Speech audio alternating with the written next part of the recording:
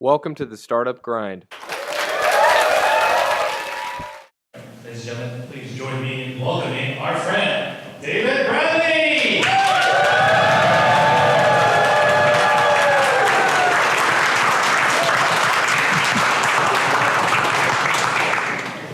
All right. I'm trying to remember if I've ever been more embarrassed in my life. It's not occurring to me. Good evening. David, thank you for partaking in our interview today. I just told them that it took me 4 years to get you here, and you told me that you remember the first time So what happened was I usually go to his party, the Washington Ideas Forum. If you guys haven't gone to the Washington Ideas Forum, it's amazing. He's always there. So I met you there, and I asked, and then it took 4 times, and he finally said yes. So thank you for coming out. Thank you, Brian. Right. So we always like to start our interview on a personal note. So tell us where you were born, where you were raised, what did your parents do, and perhaps maybe you can tell us your first childhood, entrepreneur experience or lemonade stand, paper route. Yeah. So I was born at Walter Reed Hospital. My father was in the military for a brief period of the Korean War. I cost $5, which was the amount that they charged for the silver bracelet that identified me. My father was a General Electric executive. My mother was a housewife. We had moved around with General Electric to places that my mother found disagreeable. So we spent time in Schenectady, New York, Cincinnati, and we reached Washington for a second rotation. And my mother said to my father, you move and you move alone. We're staying here. They dropped me into Sidwell Friends School. That was unobvious. It was the 60s, which was, you just were so fortunate to miss the 60s. It was the most contentious, difficult, unappealing decade. And my parents were Republicans, and they made me a Republican. And they dropped me into this liberal Quaker school in the heart of Vietnam War. And I spent all of high school being just wrong on every major public policy issue. I was also a Christian Zionist in those days, which is really sets you apart. No smoking, no drinking, no premarital sex. Don't thought premarital sex, I think was what the rule was. And so I kind of figuratively fought my way through Sidwell. I thought I was having a good time, but I look back on it, what a nightmare. My first job was groom at a stable, mucking up the pony stalls. And I must tell you, I found I was made to work. I don't know how many of you feel like life got rescued by work, by having a professional purpose, even if it was mucking on stalls. And so to this day, I love work. And that was my first experience, was mucking on the pony stalls. I almost had to return to that. I went back to those stables, Pegasus, Meadowbrook, Chevy Chase, long time ago. I was in my 40s, and CDD and advisory work, and the owners of the concession were arguing with each other. I'd never met them, but I was just going back for the romance and seeing my childhood again. And it was really an ugly argument, and I went up to them, and one of them said she wanted to be bought out. And so for $70,000, I bought 75% of a stable with 50 horses, 50 saddles, 50 bridles. And then the other partner quit, and then the head partner quit. We had one person between me and mucking out stalls again. That's really interesting. You went to Sidwell Friends because actually the Clinton and Obama kids went there. So did you feel that it was up to par for having the president's kids? I mean, did you have the same sort of quality life education there? It was on a slope because it also had Richard Nixon's daughters. Okay, got it. And you also wanted to be a senator when you were younger. So badly. So badly. Yeah. So do you still have the aspirations? We have a lovely Georgian home in downtown Washington. And my wife said, good news, this lovely young couple has moved in next door. And he's a U.S. senator. And he was the youngest, most handsome. It's just appalling. Because every morning I go out to my car and drag myself to not be the U.S. Senator. Good morning, top of the morning to you. How are you? Very helpful and all that. Although he didn't want to engage, it was interesting. He was really friendly, but he had a way of doing it so you weren't tempted to chat with him. He wanted to run for president. He had everything I thought I could be, except it didn't turn out well. It was John Edwards. Oh, wow. Wow. Better than that, right? That's the story, right? We're done, actually. So, actually, I thought this was really interesting because as I was reading through, articles, and by the way, the articles that cover David Bradley, it's really amazing, right? It's almost like reading a novel, and it's just like, why isn't this a movie, right? And so, one of the journalists had met you at your normal place, and it's in near your elementary school, near the school, but you like to frequent a McDonald's. I mean, you could go to Starbucks and Panera Bread and whatnot, but you like McDonald's. Is there? No, that shortens it too much.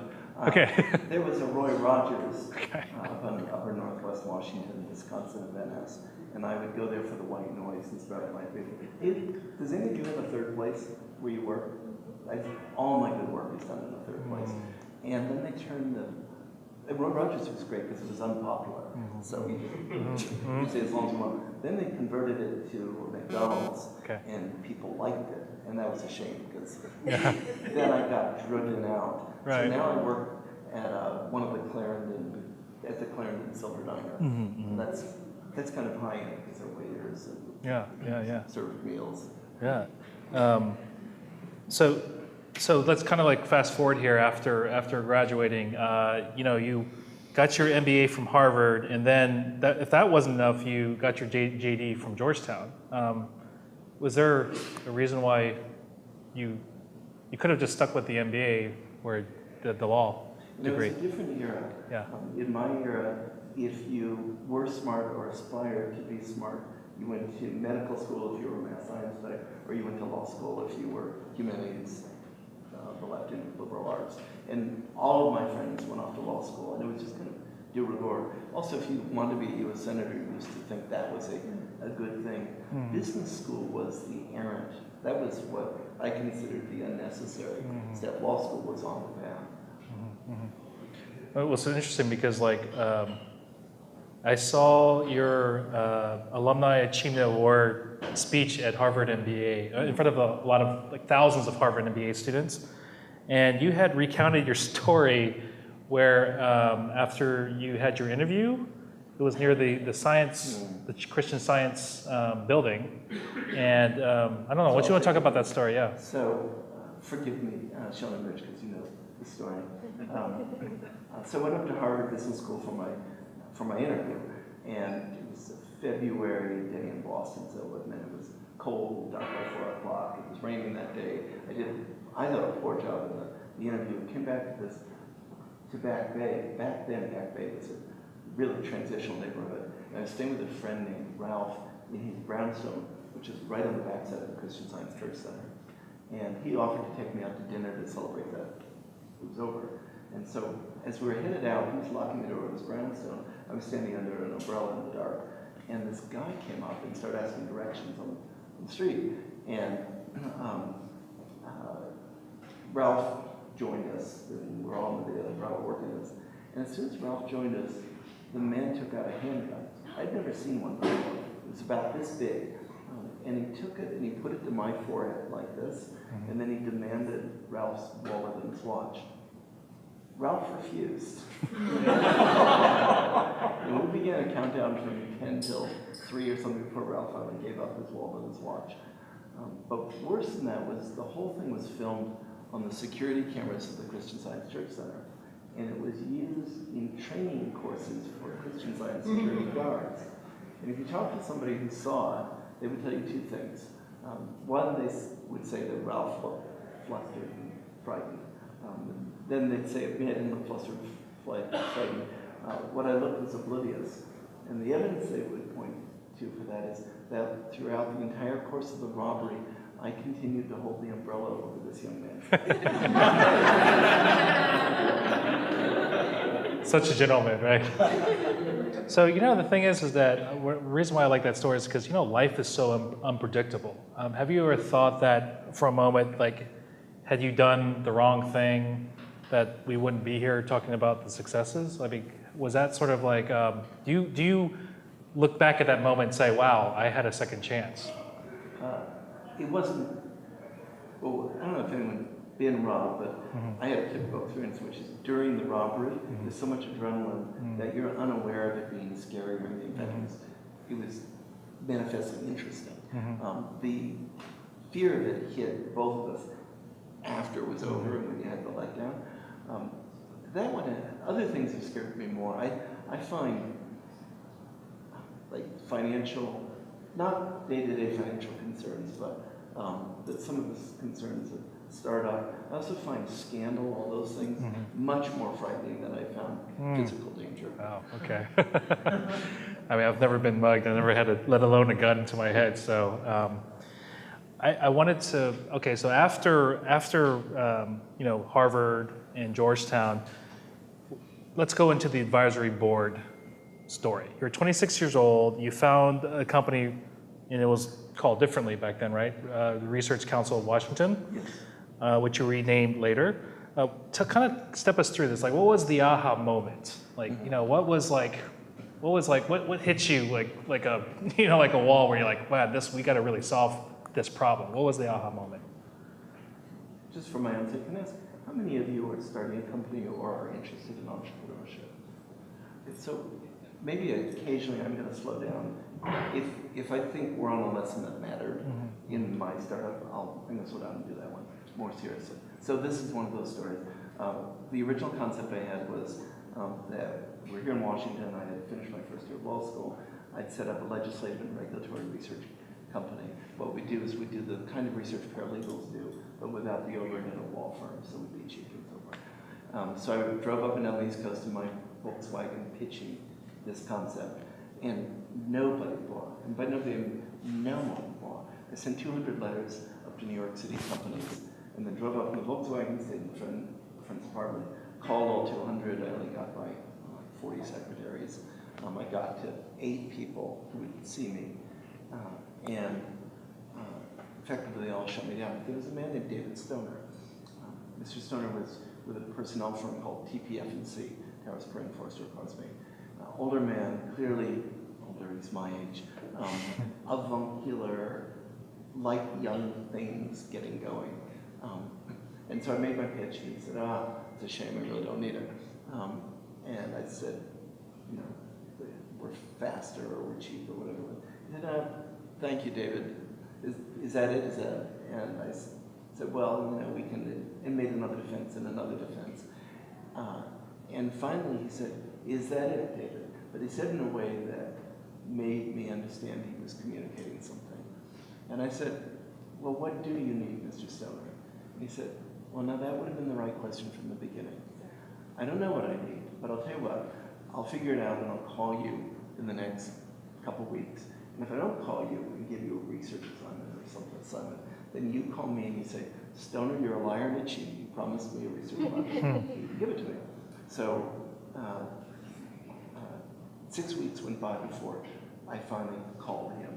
Stoner, this is Dave Bradley. You probably don't remember me. This isn't a bad time to interrupt you. And I hesitated. Yeah, I remember David. Well, I'm not a liar and a cheat. And he gave us a $6,000 research project, which in 1977 was just, 78 was just, or no, 79 was huge. So what are the lessons there? Let me just do a few of them. One is I had 3 or 4 chapters of my story before I succeeded. I don't mean I started 3 or 4 different companies. I just meant I kept migrating. Okay, it's not this, it's not this, it's not this. Most of the entrepreneurs I know, now my year is pre-tech, but most of the entrepreneurs I know did not get it right the first time out. So one thing to say is, I think not giving up is a really good virtue. Second thing to say is, don't fall in love with your product. I see this a lot. People come and pitch me things, And if it really isn't something that's interesting, and I say that, they'll make the argument like I did with Mr. Stoner. If you're defending your product or trying to distinguish it from a lot of competitors, doing anything to sort of advance it against the current, there's a core problem. So the other gift Mr. Stoner gave me was that question, well, what do you need? I moved it to what keeps you awake at night. I just find people more expansive with it. But what I always want to hear is what their problem is. They can't ever tell you what product you should create. But they can describe the thing that keeps them awake at night, the thing that's difficult or that's hard. So finding your product in their need and not getting too wrapped up in your original concept of product. So this is actually, I was going to ask you about tips for entrepreneurs. You went right into it. So I just wanted to recap what you just said. Because the question was, my question to you would have been like, what's the biggest mistake that you see entrepreneurs make over and over? And you just said it. They always defend their features, right? And then never lead with a question, right? And so leading with the question, being inquisitive, and understanding their needs, right? Even if you're selling your product and you won't give an inch, start every sales conversation with all about them. Mm-hmm. Tell me your story, tell me your background, what are you working on now, what's hard, what's difficult. We always thought that they enjoyed our company in direct proportion to the amount we didn't speak. Mm-hmm. So if you want to sell, let them chat for 50 of the 60 minutes. Mm-hmm. Now it's interesting because David was in the back with me, and he was asking all the questions, and then at the end I was like, wow, I was doing all the speaking, right? And I'm like, this is kind of how you built your business, is having... I wanted to raise this with you. I have a research project I thought you might want to buy. Really?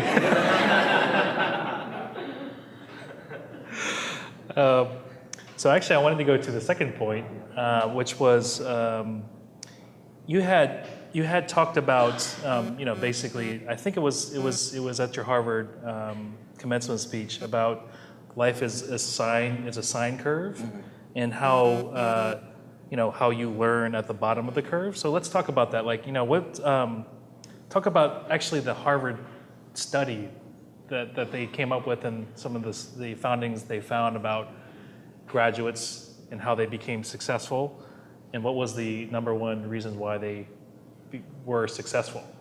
It's a little bit of a detour from business tips because it's the Harvard study was on happiness. Mm-hmm. Back in the 1941-42 stretch, W.T. Grant, the dime store magnate, gave Harvard money to study 268 undergrads. They were all guys in those days, so 268. And they did medical exams on them, huge medical tests, and then 8 psychological tests. And then they did what we call 360. They interviewed their friends about them, their faculty. They actually funded sending social workers to their homes and interviewing their parents and their childhood friends, gauging the health and well-being of each kid. Well, what's amazing about it is Grant continued to fund it every 5 years. Same kids, same 268 kids. And then after he died, others took it over. It's still being funded today. Most of them are dead, obviously. Those who aren't dead are in their 90s. But it's the longest latitudinal study in medicine. And what they're able to do now is say, okay, we know everything about these people, their careers, their marriages, their children, clinical depression, their wealth they created, their loneliness, whatever it is. We know everything for their entire lives. Can we find any predictors early in life which preview health and happiness in your 70s and beyond? So that's the win-win box of life. You want to be healthy and happy at the end of the run. What predicts it? And so what you were referencing is what are the 3 things that predict it? One is the ability to form relationships. Not all men are gifted at that, not all people, but men in particular fail at that. And that's just it's a real hard, it's a hard predictor. Second thing is what they call intergeneric tivity. This is relationships with the next generation down. It can be your children, but it doesn't have to be your children. And this They don't know the reasoning, but the ability to have relationships across generations predicts happiness. And the only one I'd call business tip is they measured how you handle setback in life. And they came up with a taxonomy of something like 4 levels of response. So a bad response to a setback is bitterness, withdrawal, resentment, and so forth. At the high end was teachability, amusement, sense of self-deprecating humor, and so forth. The pliable things. Handling setback well is one of the largest predictors of happiness. And then this is the stunning finding. Every single one of those kids suffered major setback in life. Nobody escapes setback. You're going to find this in business. And there are very few Facebook kind of stories. The real stories are success, a little bit of success, and then some crashing disappointment. Partner sues you, or you go bankrupt, or your product fails, and then greater success. And it's just, and this is my biggest view of life. All of life's a sine curve. You're up, you're down, you're up, you're down, you're up, you're down. There are a lot of lessons about being up and down. One of them is at the bottom, don't get off the curve. The bottom is not the moment to rethink your life. Mm-hmm, mm-hmm. And actually, I wanted to dig in deeper about that, because too many times do I see entrepreneurs where they're hitting the trough and they're like, I give up. You know what? I'm going to try something else. And they'll either move to a different city, or they'll move their family, or they'll do a different career change. Yeah. You're saying, stick with it, grind it through. There's a possibility the particular thing you're doing isn't right, but there's never a better moment to figure out a business than when you're desperate. Everything interesting is there. One of the dangers of venture capital is it can fund you for a while to escape those terrible moments, because you're not doing every job yourself, you're not doing every sales call, you've staffed up in different ways and so forth. The learning is all in those horrible moments, exposed to a disappointed market. Can you talk about a personal story of how you handled the hard hour? Is there maybe a story that? Sure. Apart from right now. Well, no, it was. I was trying to. I'm coping. It was more of when you lost your voice. Yeah, the hardest for me is unrelated to business. In my mid-40s, I lost my voice. It went away. So I was what they call aphonic. And also when it went away, a pain condition set in, a nerve pain condition. And we couldn't figure out the answer. I entered the advisory board for 2,500 hospitals, and I had unlimited researchers, and we threw everything against it. And I traveled everywhere, and we couldn't find an answer. So it looked like for a time I wasn't going to be able to speak, and that I'd never escape the pain. I don't know if any of you has had chronic pain, but oh my gosh, I don't now, but I did for a stretch. I don't know how people who really face this cope with it. And so there were dark hours in there, and there were lessons in there, but that was the hardest for me. What I really liked, you had said, if you have a hard time coping through a particular stretch, you said find a time frame where you can cope, right? So I can't cope for this for 6 months. Well, how about 6 weeks? Well, maybe that's a little bit more bearable. Did you have to go? Yeah. Right, you know my life so much better than I. I love Google. The pain field teaches something that's really useful in business too. What they teach is, if you say, I can't deal with this pain for the rest of my life, you bring in your horizon and say, well, can I do it today? If the answer is no, well, can I do it for the next hour? You can bring it down to a level the next minute that everyone can cope with. Well, that's true of business crises too. So when you go, I don't know how to get out of this, I don't know how to get through this, and your wit's end, then just say, what should I do today? And in the space that you can deal with, whatever that, call it a day, whatever that period is, do your duty. Do exactly the thing you're supposed to do. and to wait it out, beat the curve. So the curve will turn. You just don't want you don't want to escape the moment. You can't escape the moment. You just don't want to do a dumb thing in there and just do your duty day by day by day till it turns. And so actually, this is some really good, amazing words of wisdoms here. So if you guys are on Twitter, hashtag Startup Grind. There's no David Bradley, right? You don't do Twitter. So I wonder who has a media company and tell me what is this What is Twitter concept you're referencing? Other people have mentioned it to me. I'm joking. I was gonna say. I was like, anybody got the Bradley, David B. Bradley? Have you looked yourself up, like the David B. Bradley at the Twitter? I don't know who owns that. Anyways, don't put that handle on there. Is what I'm saying. Hashtag Startup Grind and hashtag David Bradley. That'll be a good one. I wanted to go. So that you went through two tips. I want to go through a third one because I know we're kind of skipping around. I went through the advisory board, CEB, and then I was going to talk about the Atlantic. But I want to stick to this topic here. You had said in front of GW students, this really struck me when I heard you speak this, because I was like, wow. You had said, find a particular differentiating gift and build your career around it. And so I wanted to ask you, like, what did you mean by that, right? Because you had talked about your particular gift and how you exploited that and leveraged that for your businesses. So what do you mean by that?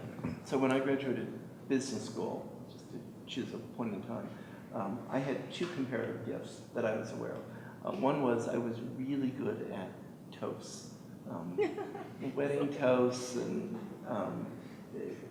birthdays. I've since found I'm good at memorial services and giving people out. And so I did that really well. And the other thing I was good at, outlining. Roman numeral 1, indent, capital A, small 1, and so forth. You can give me any body of material, I'll file card it, I can come up with it. Outlines just come with me, and then if you throw the file cards on the ground and I have to clean up, I can come up with a different outline. Things sort really well for me. So the corporate executive board and the advisory board were built on, and it's still by far the majority of what they do, the best practice reports, which were like writing papers, term papers, and then these infinite long speeches. I think they've shortened them, but I used to give 3-hour speeches. Just trust me, people stayed. We built a business around it. And it was all the growth out of those gifts. So when I'm interviewing people for jobs, my favorite interview question is, tell me who you were in high school. Who was your crowd? What were you doing? And the reason for that is that who people are begins to surface in high school. You could have found in high school that I loved to work. The kid who does debate and spends an extra 30 hours a week doing debate, it tells you something about work ethic and seriousness and so forth. The people on college campuses who walk backwards and do the college tours, you know something about sociability, appeal, and so forth. So what I'm trying to do is figure out, what are you actually wired to do? And then I want to find the job that needs that wiring. So I'm much more interested in, it's another area of, actually I'll come back to it. Okay. Excuse me, go ahead. No. This is really good. So, because you just said that the question you asked when you're hiring, like, who were you in high school? In high school. So, where were you in high school? I was a Richard Nixon conservative, so then I had no social life. It's kind of the extra lot of being a Christian Zionist. Were you on the debate team? Were you what sort of extracurricular activities were you doing? I did the extra. I was editor of my high school paper and loved it. And if we're doing career mistakes, my biggest career mistake was not going into media when I was young. I loved the field. I knew I loved the field. I should have done it from the very beginning. But you would find me working all the time, outside jobs or student paper. Or, there were a few other committees. Any sports? I was unmatchedly awful at wrestling. But I was also lighter than anybody else. So I made varsity freshman year. I might as well have just started every match by going on my down my back. But I had 2 varsity letters for it. So, I mean, I like how you talked about how you had a very special gift, toasting and outlining. Now, sort of, you become very seasoned. You've sort of have another knack of a gift of seeing gifts in other people, right? Yeah. Okay. I think my central gift now is other people's gifts. I think I prefer it on my own, just like I'd like to be a U.S. Senator. But I'm really good at spending an hour with somebody, and at the end of the time, understanding how they're wired. It comes up a lot in career counseling, but it's a good gift in hiring too. So I actually, because the reason why I wanted to get into your gift of seeing gifts in other people, there was the article that covered the National Journal with Kevin Turpin. Yes. And it talked about like how you sort of found him, you groomed him, and then you sort of kind of pivoted the business and figuring out like using, I guess, young blood, new mind, and then try to mix it with like, traditional businesses. And so talk about that. Like, what do you look for in a leader? Like, what are some of the traits that you would say, I want to hire this guy for my company? Like, what does that leader look like in your opinion? I find leadership really difficult to hire for. So almost all of my success in leadership hiring has been hiring from within. We can hire for other kinds of qualities, like just pure force of intellect.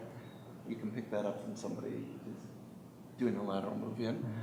Whether they're going to lead well or not, I'm not good at predicting.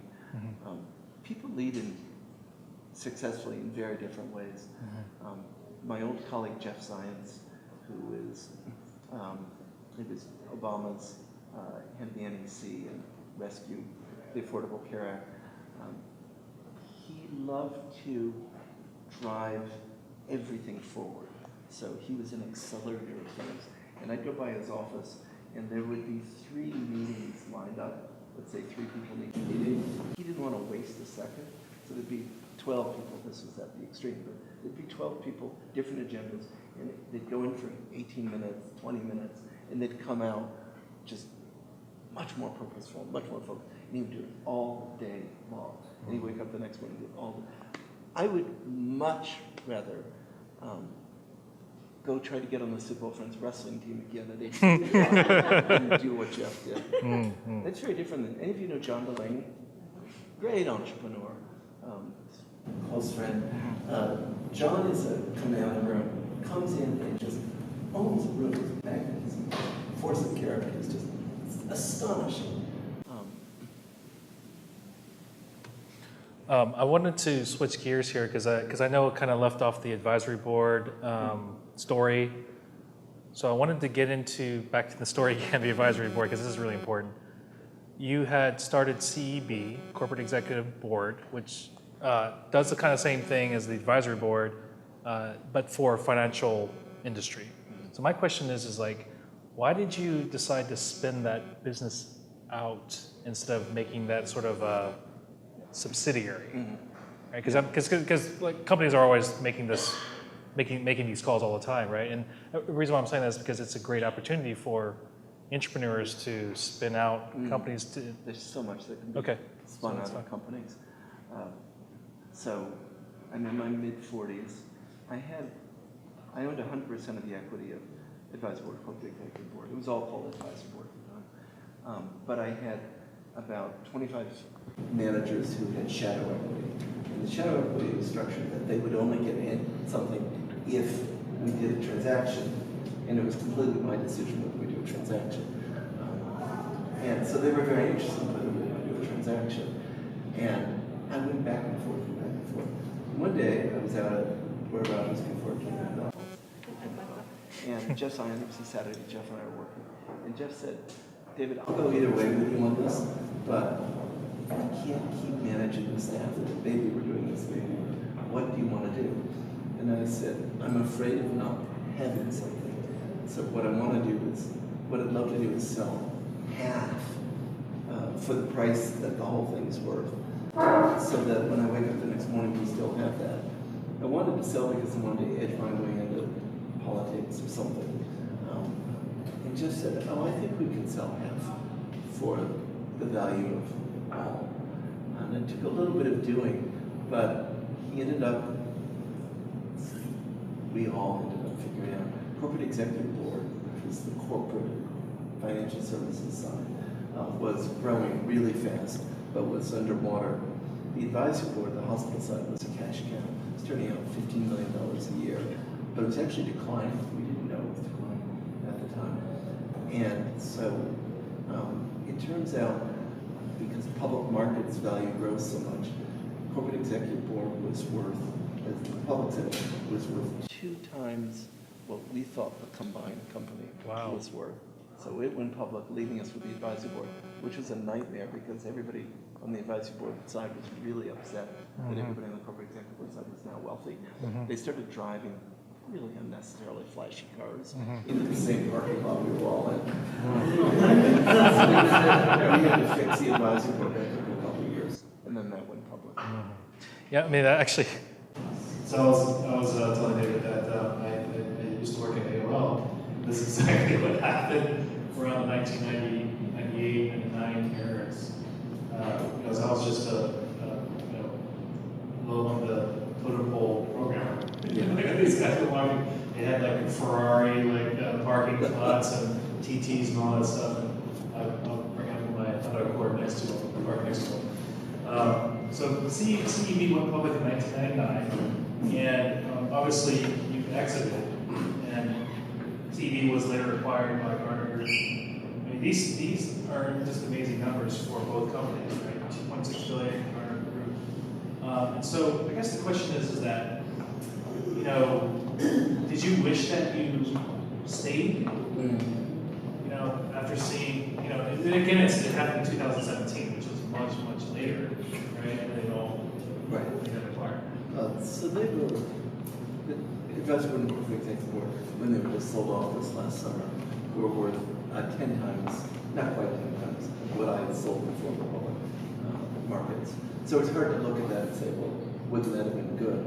On the other hand, you're really only given one life, and I've been running a research company for 20 years, and I only started a research company so I could become wealthy to become a U.S. Senator. I really didn't want to be Mr. Research. And media was, if I can't be a U.S. Senator, if I can't play the game, I can kind of audit the game by being around it in media. So that was that answer. Media's really been hard. It's only the last 6 years or so it's really worked out for us. But if you told me, David, you could have kept the companies, just owned them, but you didn't have to do it, then I think I would have done that. If you told me, no, you need to still manage a research company, I was at the point where I didn't need to do it anymore. And then your next move was into the media, right? Yeah, into the Atlantic. Bought my way in. Right, and actually back in 1999, Mortimer Zuckerman, right? Bought it from him for, on the pennies what it's worth now, right? Which was amazing. What I thought was really interesting because in 2006, which was, obviously more than 10 years ago, the Atlantic revenue, the print advertisement circulation was much different. Right? It was majority of the revenue back then, and then now, everything. Through your leadership, it literally just flipped. So tell us about this, because I think that you brought in all these other products, which totally just changed the industry. Because now you see like the Atlantic Live, the show, the Washington Ideas Forum, it's called the Washington Idea, right? Not Forum anymore? Yeah, we dropped one. Okay, we dropped Forum. Okay, so Ideas, Aspen, the Aspen events, Festival, Ideas Festival. These were all your children, right? Like all. the product of your Just a footnote changing? fact. Yeah. Walter Isaacson, that magnificent Yep. biographer, came up with the idea of the Aspen Ideas Okay. Festival. We partnered with him, but on his idea. Okay. Do you all know who Mort Zuckerman is? Real estate titan in New York, phenomenally wealthy, bought media expressly as vanity products. I don't think he would admit it, and owned the Atlantic for a while when he lived in Boston, but he was losing $4.5 million a year. He'd been trying to sell it for 2 years. I was the only bidder for it. I'm sure his sale to me was his proudest business hour, getting out from under the Atlantic. I went up to see him. I'd not been in New York in the negotiations. I went up to see him just to pay my respects. And we're in this enormous tower that he owns in downtown Manhattan. And at the end of the meeting, very gracious meeting. He's not known for being gracious, but he was perfect. In the meeting, he says, "David, where are you going after this?" And I said, "I'm just going back to LaGuardia to fly back to D.C." And he said, "Oh, may I give you a ride?" I said, "No, we just take a taxi." And he said, No, I mean to Washington." And then he explained that his car was downstairs, car driver out front, and he would go to the East River where his helicopter is waiting, which would fly us out to Teterboro, where his jet would be waiting. And I didn't want to say, "Golly, Mr. Zuckerman, I've never been on a helicopter." And we got in the helicopter, and he couldn't find his pilot. I don't know how that can happen, and I don't imagine the pilot was ever found, actually. That was probably the end of the pilot. But we flew from New York to Washington in the helicopter, which is barely above the ground. It is the most gorgeous. It's the East Coast at its most beautiful. So what was your question? Your question had to do with how did we were rescued by the internet. Yeah. Called 12 years ago, the Atlantic had 1.5 million print readers and effectively no digital readers. Today we have 1.5 million print readers and are delighted to have held on to that, but we have in any month somewhere between 25 and 40 million digital readers. That advertising is very profitable. There's no cost of delivery in digital advertising. I honestly don't understand why everybody, or at least why magazines aren't being rescued by the internet. But that and the events business are what turned it around. And obviously, under your leadership, it quadrupled in the next decade. And so I wanted to ask, you had in the past talk about this concept called generativity, right? I mean, you mentioned a little bit before with happiness. Talk about like this. First of all, what is it, and how are you applying it to the Atlantic, especially with the recent transaction with Emerson Collective, with Steve Jobs, Lauren Widow, yep, Lauren Powell. I'm probably conflating two words, so let me differentiate. Okay. Intergenerativity is the practice of relationships between generations. We have two values, the pillar values of CV, Advisory Board, and I've imported them to Atlantic Media. One is force of intellect, force of ideas, we express it two ways. The other is what we call spirit of generosity. So we are looking for people whose first instinct is to pitch in, to be generous in nature. So these tend to be people who like meritocracies. They sit down and say, at table, give me any work at all, do anything, because they know the merits will work out over time. They are people who by their wiring or their parenting are just charitable and giving of nature. What we're really doing is we're hiring against two qualities. One of those qualities is selfishness. People who see the office culture as a zero-sum game and they're working against each other.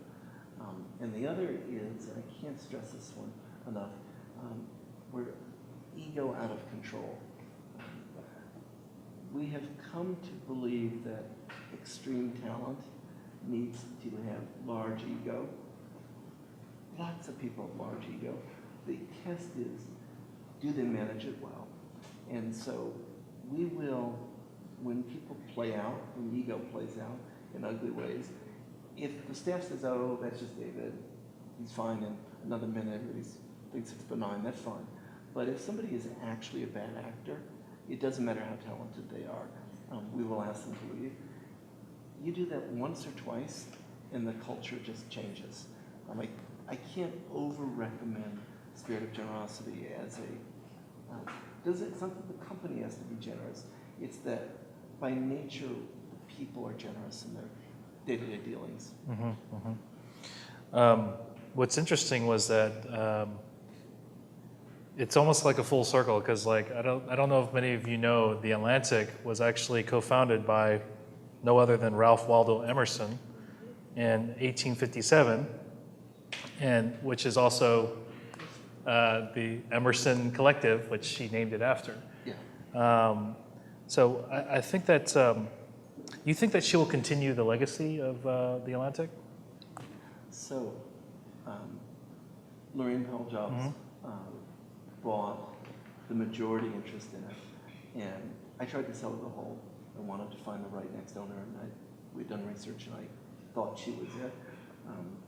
But she said, no, I'm not buying the whole, because I don't want to be in charge of a magazine. So she made me promise I would keep my ownership and run it for 3 to 5 years. I think the important thing for me to do is make sure she's fallen in love with it the way I have. I think she will, because she's so drawn to the kind of ideas the Atlantic covers. If she does, I think it's the most secure magazine in the country, and that would be a great home for it. I like she was quoted actually in the Praise of the Atlantic. So she was quoted recently, and she had said, the reason why she bought the Atlantic, or the reason why she partnered with you in the Atlantic, quote unquote, bring about equality for all people to illuminate and defend the American idea, to celebrate American culture and literature, and to cover our marvelous and sometimes messy democratic experiment. And so it all makes sense, why you picked her as a partner. And so we're really excited to see what's in store in the next couple of years. Now, on the flip side of things, what is sort of your opinion when you see sort of this new trend with technology? The technology industry is now entering the sort of journalism. So, 2012, Facebook co-founder Chris Hughes bought a controlling stake in New Republic. Now Jeff Bezos bought, the Washington Post in 2013. So, the question is, do you think this is good for your business? Sure. I mean, there's some records every summer. I'll have lunch with small groups, and I asked them, how many of you think you'll become a journalist? And it's by definition, they always are. And my thought inside is, what in the world are you thinking? It is really hard. The tide is going out on the profession right now. So when I push them on it, what they say is, there'll always be a need for journalism. So we don't know what the model will be, but it'll always be there. I don't think that's the case. You need markets to make good commercial product.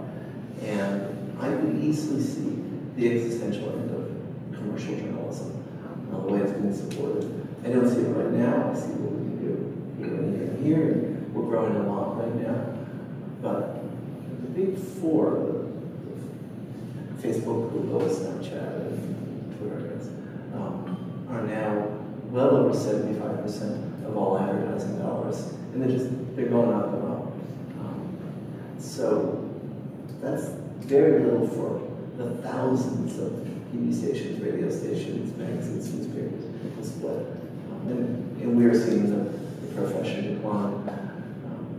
So the way I think technology is good for journalism, and I think it's a rescue, is I think it's a really good thing when great wealth buys media, buys journalism.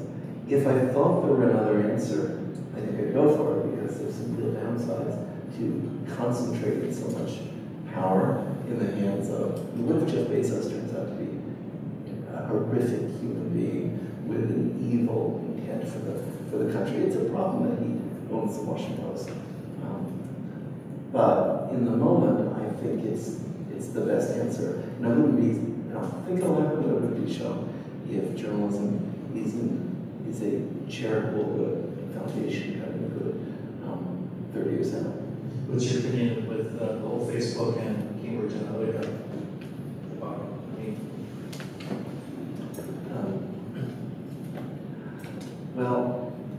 It is the model. This is how Facebook works. And we've all known the model. Nobody's, at least in this room, nobody's surprised about cookies and data collection and so forth. And probably if we thought about it, wouldn't be surprised that they share the data with advertisers. It's a way of bringing advertisers in.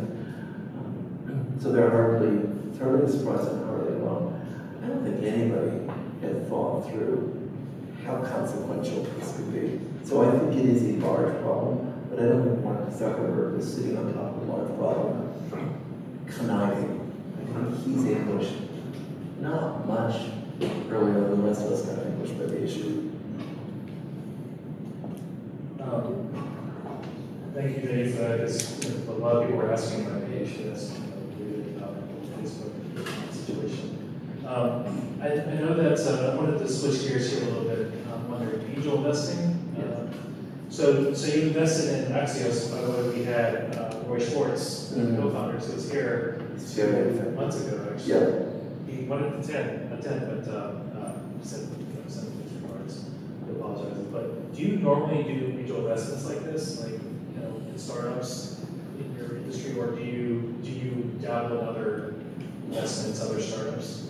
My wife and I came up with a division of labor early in our marriage. I can't tell you how little interested I am in investing.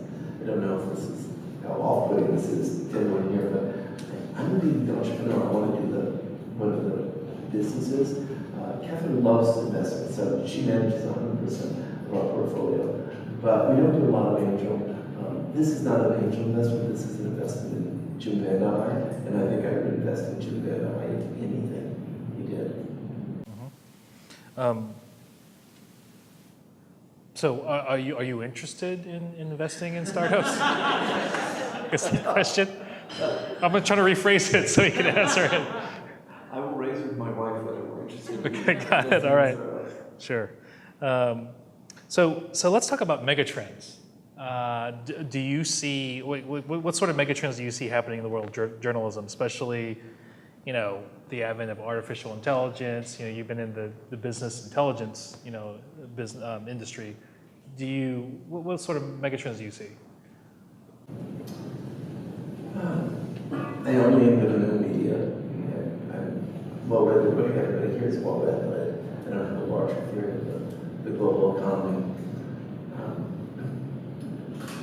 What we're finding is that short, extremely short, and then long are the only things that succeed.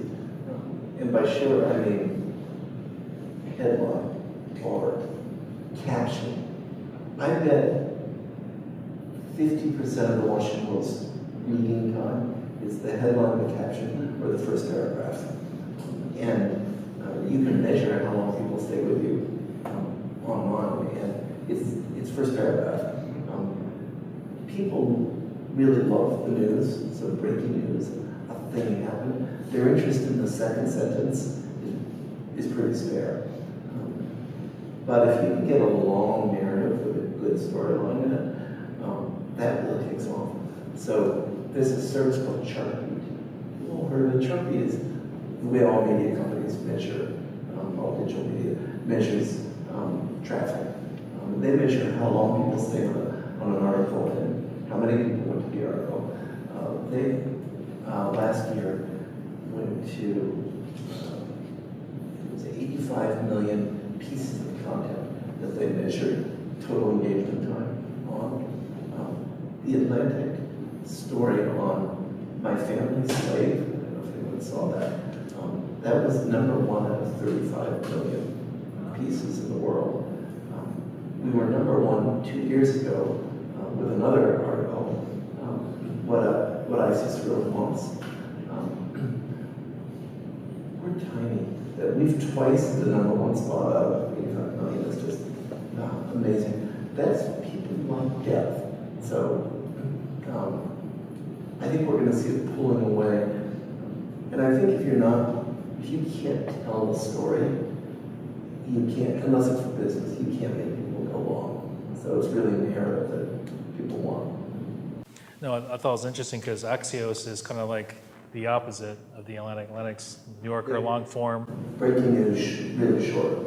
We haven't broken a piece of news since 1857.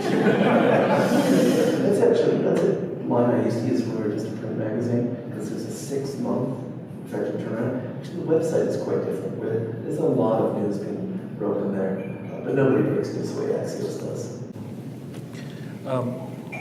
So we're running out of time here, but before I want to open up for Q&A, I think we might have time for 1 or 2 questions. But I wanted to ask about, David Bradley. What is the future of David Bradley in a year, 5 years, 10 years from now? What kind of tell us a glimpse of that? So I'm What to 65 expect? years old, and I promised Marie that I would run Atlantic for 3 to 5 years. And Atlantic they've got, Atlantic has about 800 or 850 staff. The Atlantic portion of that is 350. So then there's the rest of it. I think what I'll do when I talk about it with employees is I want to be done running businesses by the time I'm 70. Most of you are too young to know this, but you did. Nigga fell.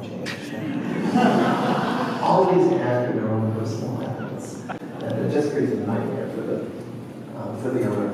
So I would mind, let's say God gives me 10 years after 70, I'd love a decade of now knowing that so-and-so's unhappy and about to quit, which is never on my point. I have a theory of what I'm going to do there, but it's not commercial. Is it charity work, possibly? Well, Catherine and I are always doing charitable work. No. Challenging Donald Trump in 2020? The hell with the Senate. I'm going straight to the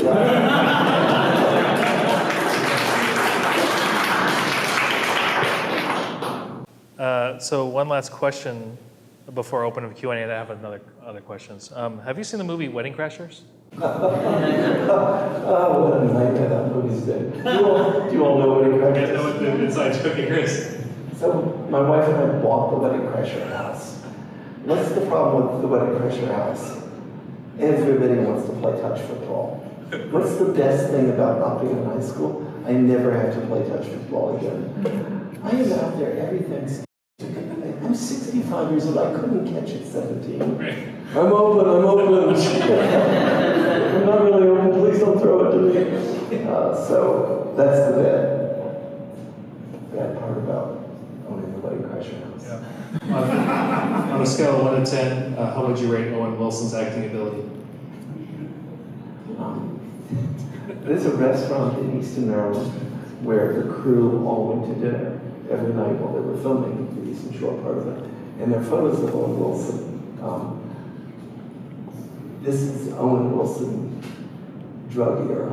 You have never seen a man over 18 in a more compromised state than in every single photo of Owen Wilson on the wall. I don't know how he got up in the morning. So we're going to open up for Q&A. 2 related nuanced questions. You manage and have historically throughout your career managed really smart, really creative people. You recruited them and you've retained them and advanced them. That's very tricky. Our current systems do not, they sort of weed people out like that. So how, aside from hanging out with them for an hour and asking them what they were like in high school, I had a theater evaluation in high school.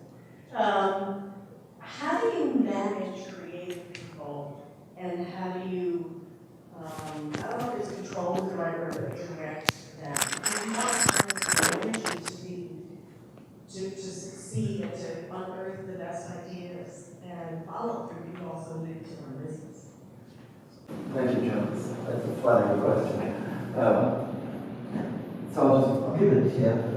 Clearly, creative culture is a lot of things, but let me give one example.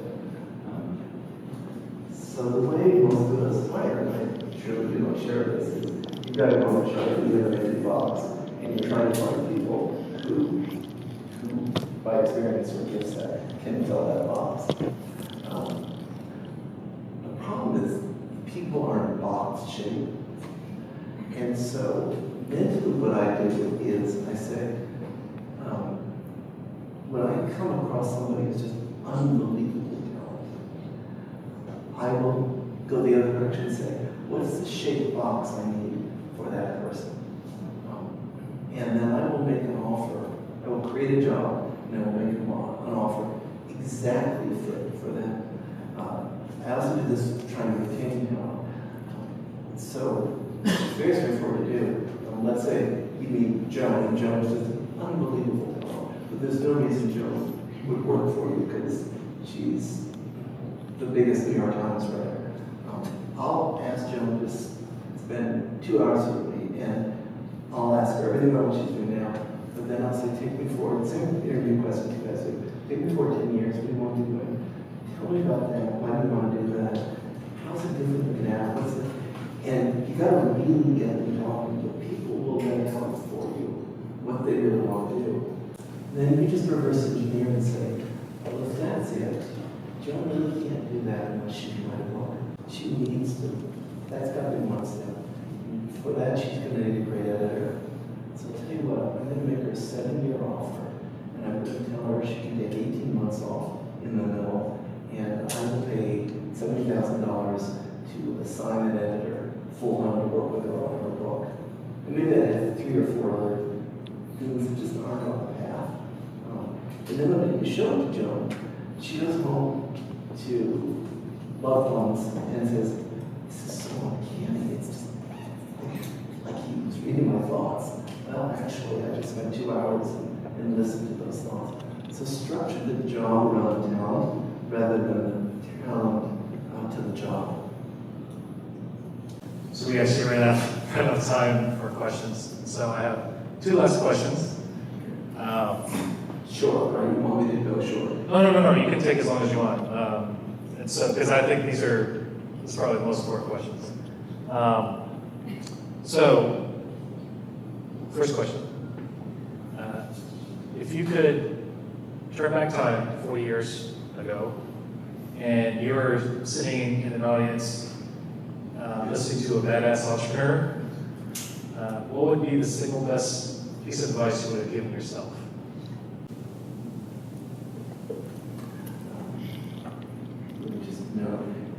If I'm ever in a setting where I'm only allowed one audience question, I'd love to be from Joe. Okay. Many of you have met my wife, Joan. A